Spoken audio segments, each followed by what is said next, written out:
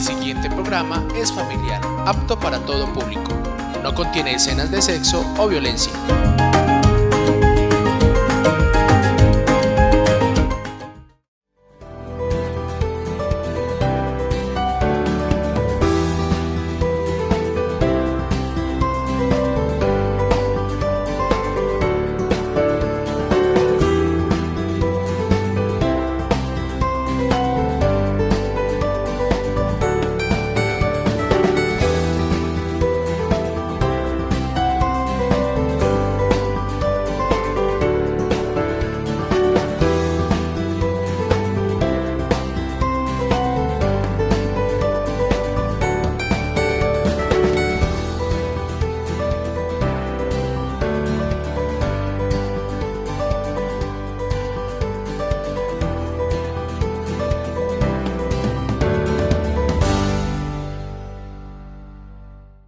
Del libro del profeta Isaías.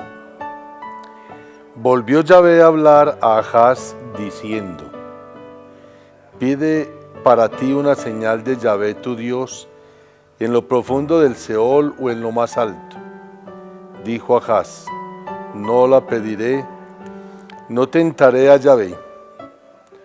Dijo Isaías: Oíd pues, casa de David. ¿Os parece poco cansar a los hombres que cansáis también a mi Dios? Pues bien, el Señor mismo va a daros una señal. He aquí que una doncella está encinta y va a dar a luz un hijo y le pondrá por nombre Emmanuel. Cuajada y miel comerá hasta que sepa rehusar lo malo y elegir lo bueno. Porque antes que sepa el niño rehusar lo malo y elegir lo bueno, será abandonado el territorio cuyos reyes te dan miedo.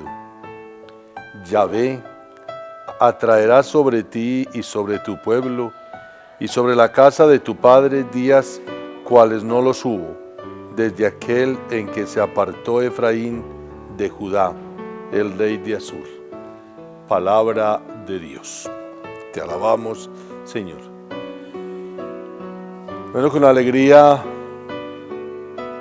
llegamos hasta sus casas porque ustedes nos permiten llegar con este mensaje y esta catequesis. Recordemos que hemos venido haciendo unas pequeñas catequesis y reflexiones sobre el catecismo de la Iglesia Católica. El catecismo, recordemos que tiene 4 partes. El primero es el símbolo de la fe, lo que creemos. El segundo, lo que celebramos. El tercero, lo que vivimos. Y el cuarto, lo que oramos. Y hemos venido haciendo una catequesis especialmente a partir del símbolo de la fe. ¿Cuál es el símbolo de la fe? El credo.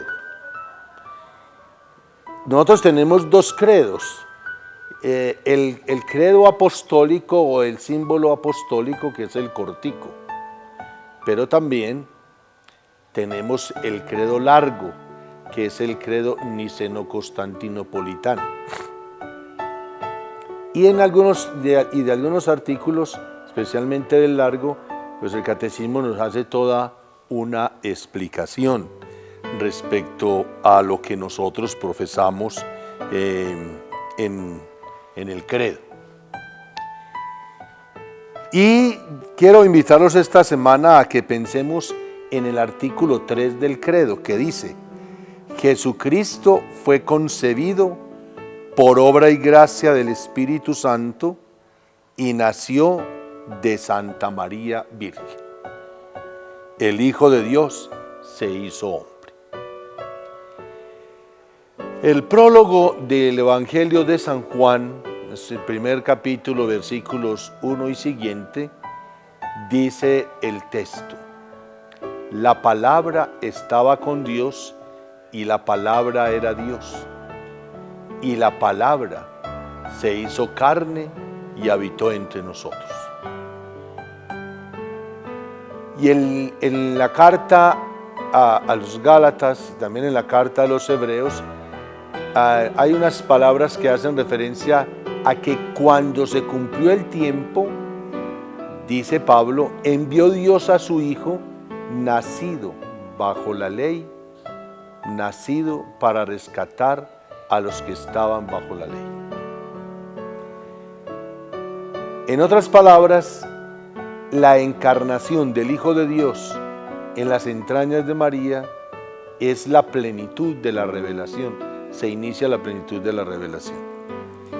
Pero lo sabemos también que fue concebido por obra y gracia del Espíritu Santo. Recordemos el texto del Evangelio de San Mateo en la visita y el de San Lucas que le hace el ángel y que le anuncia: vas a ser la madre del Hijo Santo de Dios. María entonces concibe en su seno, por obra del Espíritu Santo, al que es la palabra, y esa palabra asume la carne humana. San Pablo lo dice, asume toda la carne humana, asume todo lo que es humano menos en el pecado, semejante a nosotros menos en el pecado. Entonces, la palabra, el verbo, en el Ángelus rezamos, el verbo se hizo carne, la palabra se hizo carne y habitó entre nosotros. Eso es una primera manifestación de fe que nosotros hacemos, que Jesucristo el Señor nació de las entrañas de María por obra del Espíritu Santo. Dice el Catecismo en el numeral número 461, volviendo a tomar la frase de San Juan, el verbo se hizo carne, la Iglesia llama encarnación al hecho de que el Hijo de Dios haya asumido una naturaleza humana para llevar a cabo por ella nuestra salvación. En un himno citado por San Pablo, la Iglesia canta el misterio de la encarnación. Dice San Pablo, escribiéndole a los filipenses: tened entre vosotros los mismos sentimientos que tuvo Cristo, el cual, siendo de condición divina, no retuvo ávidamente el ser igual a Dios, sino que se despojó de sí mismo, tomando la condición de siervo, haciéndose semejante a los hombres y apareciendo en su porte como hombre, y se humilló a sí mismo, obedeciendo hasta la muerte y muerte de cruz. Así nos lo dice Pablo. Entonces, ese acontecimiento de la visita que la visita que le hizo el ángel en nombre de Dios a María, la Iglesia dice eso se llama la encarnación. Y cuando en el credo profesamos este artículo, estamos reconociendo que María concibió por obra y gracia del Espíritu Santo. Algo fundamental en la fe.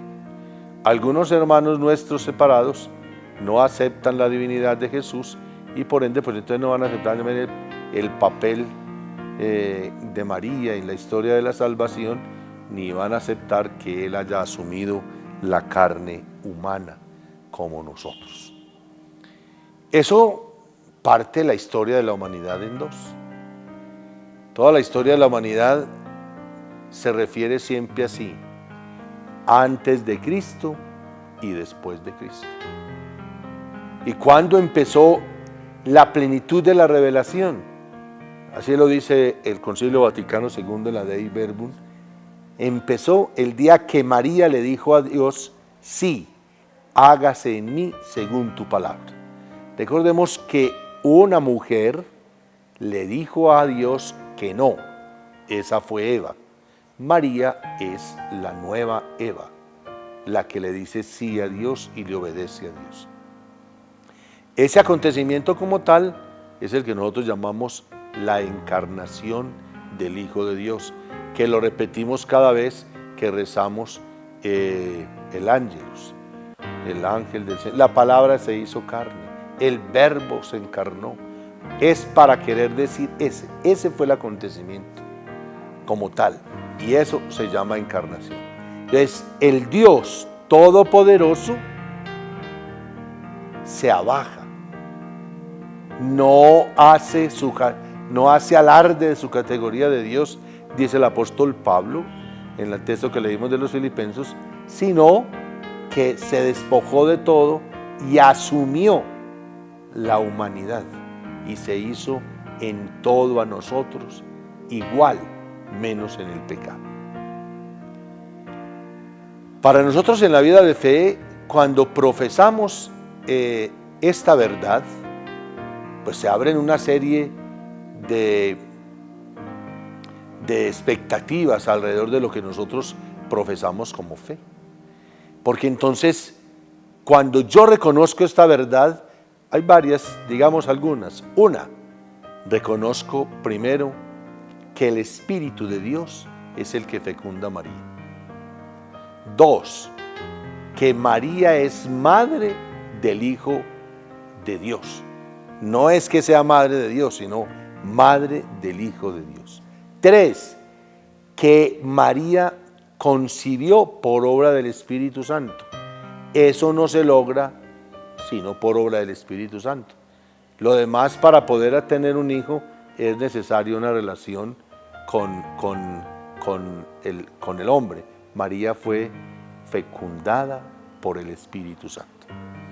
Entonces quedémonos en esta primera parte para ir a un corte de comerciales con esta idea.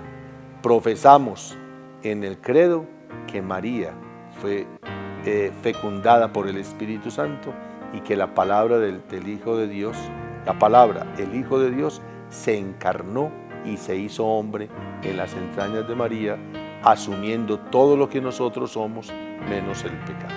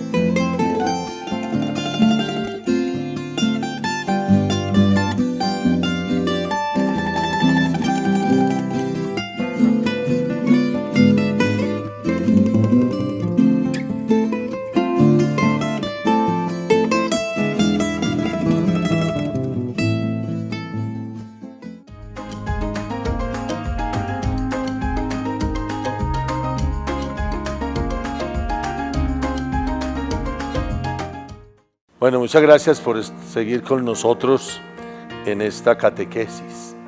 Entonces hablamos de la encarnación. Ahora, una expresión que también decimos en el credo es que el Hijo de María es verdadero Dios y verdadero hombre. Creo que esa es una afirmación y una verdad fundamental en nosotros. Él se hizo verdadero hombre sin dejar de ser verdadero Dios, dice el Catecismo de la Iglesia Católica en el numeral 464. La Iglesia, Jesucristo es verdadero Dios y verdadero hombre. La Iglesia debió defender y aclarar esta verdad desde los primeros siglos por las herejías que aparecieron. Verdadero Dios y verdadero hombre. Entonces, si tomáramos las páginas de los evangelios, recordemos que el evangelio es siempre la palabra, palabras y Hechos de Jesús, ahí encontramos nosotros varias cosas muy interesantes. Y uno ve en el pasaje de cada uno de los evangelios que hay una manifestación que Jesús en la manera de actuar manifiesta que es Dios, pero también que es hombre. Voy a decir, por ejemplo, algunos. San Marcos, que escribe el Evangelio y tiene una intención muy concreta en el Evangelio, es la de enseñarle a los romanos que se han convertido al cristianismo que Jesús es verdadero Dios y verdadero hombre. Y entonces uno encuentra, por ejemplo, que Jesús perdona pecados. Ellos se preguntan, ¿cómo? Si el único que puede perdonar pecados es Dios. Que Jesús expulsa el demonio en los que lo tienen. Pero ¿quién puede hacer eso? Solamente Dios, ¿cierto? Es verdaderamente Dios. Pero de 5 panes y 2 peces, comer tanta gente, ¿quién puede hacer eso? Solamente Dios. Resucitar a Lázaro, al hijo de la viuda de Naín, ¿quién puede hacer eso? Solamente Dios. Pero también es muy simpático que en los evangelios, especialmente San Marcos, nos haga ver que Jesús es también hombre y que sus manifestaciones es de una persona humana. Pongo ejemplos. Este texto es de San Juan. San Juan, cuando cuenta que Jesús va para donde Lázaro, donde Marta y María y Lázaro, y le cuenta que se murió Lázaro, ese es el versículo más cortico de la Biblia, dice, y Jesús lloró. ¿Qué está haciendo ver San Juan? Que es un hombre, porque los hombres lloramos. Claro que ahora ellos decían que los hombres no podían, pues los varones que no podíamos llorar, pero podemos llorar, cualquiera puede llorar. Y yo siempre digo eso, lloró Jesús que era el hombre perfecto, ahora no vamos a llorar nosotros que somos imperfectos. Entonces, otra, sintió cansancio. A sus discípulos les decía, bueno, vámonos a un sitio tranquilo a descansar. Solamente el hombre se cansa, no Dios, pero solamente el hombre se cansa. Pero también sintió hambre. Recuerden algunas escenas en las que Jesús, por ejemplo, después de resucitado, está en el lago de Tiberíades y le dice a los apóstoles, a ver, ¿tienen algo para almorzar? Y ellos les llevan un pedazo de pez y un pedazo de pan, porque comen, ¿cierto? Tomás, cuando dudó de que él había aparecido, venga, traiga su mano y sus dedos, métalo aquí en mi costado, no seas incrédulo sino creyente. Es la humanidad.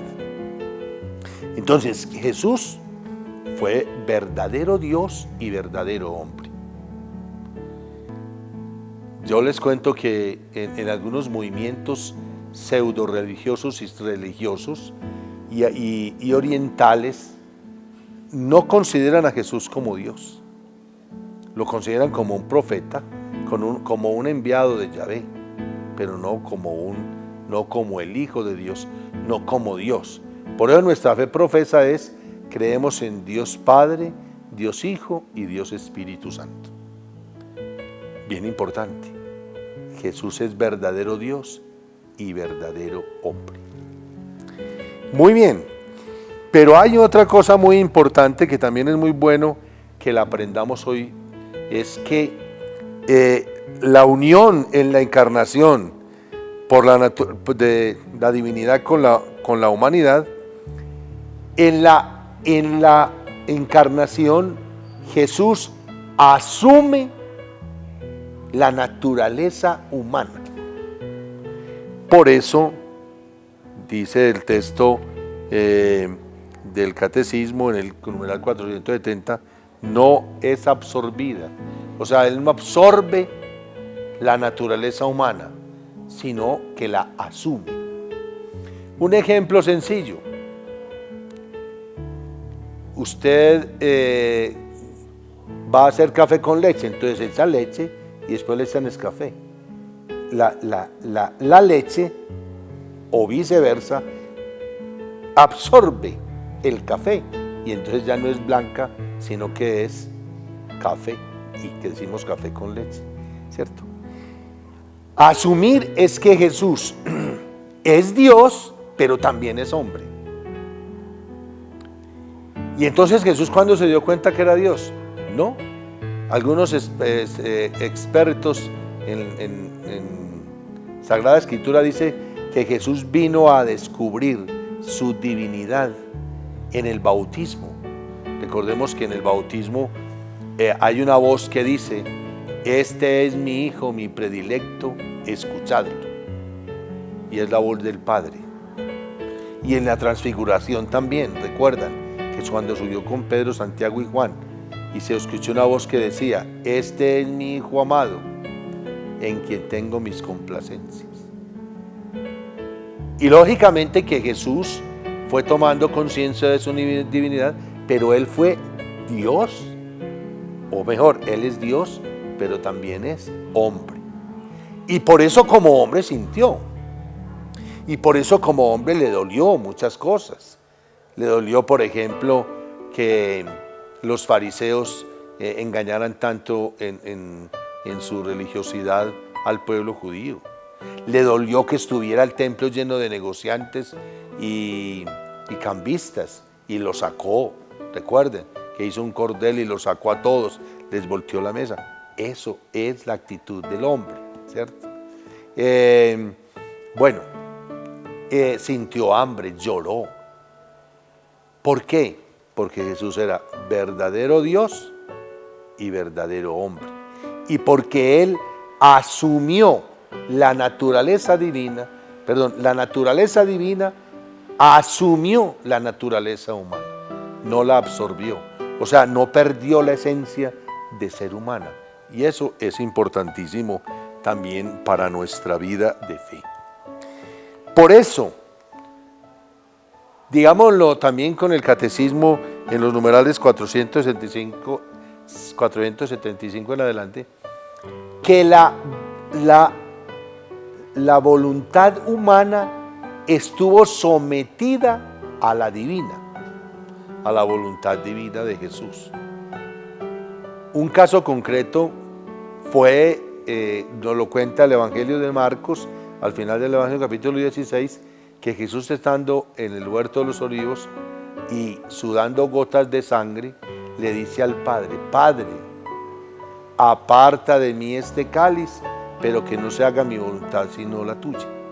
¿Qué está diciendo Jesús? La situación humana es dura, pero por encima de la situación humana está la voluntad divina. ¿Y qué es lo que hace la humana? Aceptar que la divina diga: es esto. Y por eso Jesús asume el camino de la cruz. Entonces ese hombre ese Dios y hombre verdadero, tiene un cuerpo como nosotros, es igual al de nosotros. Camina, descansa, duerme, sueña, canta. Dicen que los judíos cantaban los salmos.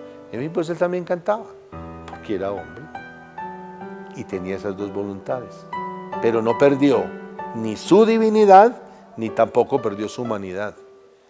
Porque a veces nos hacen creer que desde niño era un Dios, o que actuaba mejor como Dios.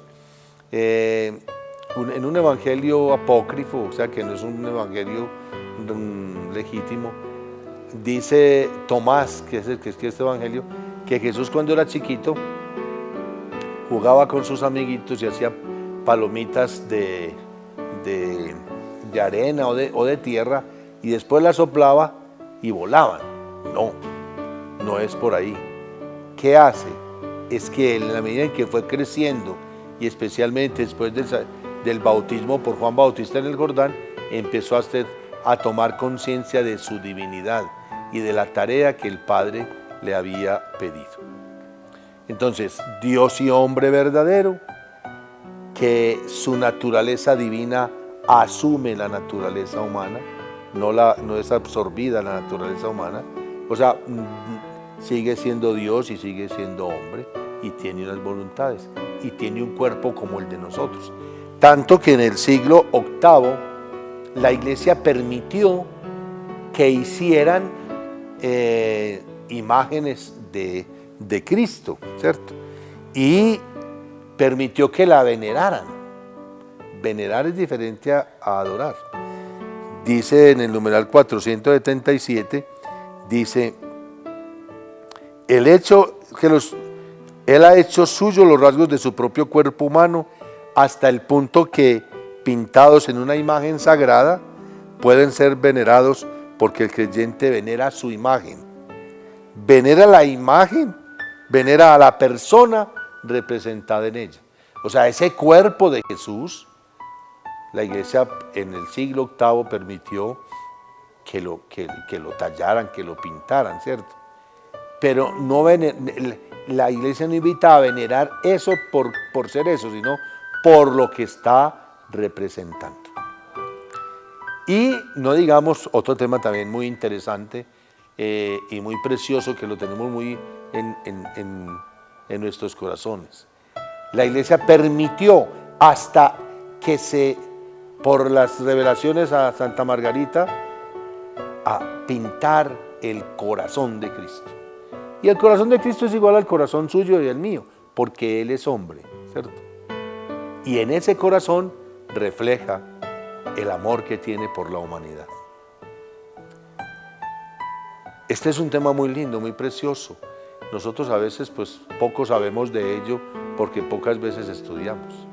Pero acuérdense siempre cuando vayan a la misa el domingo, cuando estemos en la celebración eucarística, cuando ustedes la vean por televisión y hagamos la profesión de fe, cuando yo digo que concibió por obra y gracia del Espíritu Santo y nació de María la Virgen, estoy aceptando que Él se encarnó, que asumió la naturaleza humana, que tuvo la voluntad divina y la voluntad humana, y que la Iglesia permite que se hagan unos rasgos característicos de la persona de Jesús. Bueno, queridos televidentes, les agradecemos por su sintonía, por estar con nosotros. Sigan con nosotros, aprendamos alguito, progresemos. Yo les agradezco mucho que nos manifiestan su sintonía y les agradecemos mucho, pero mucho más cuando aprendemos. Que el Señor pues les bendiga y les proteja siempre a todos ustedes allá en sus casitas.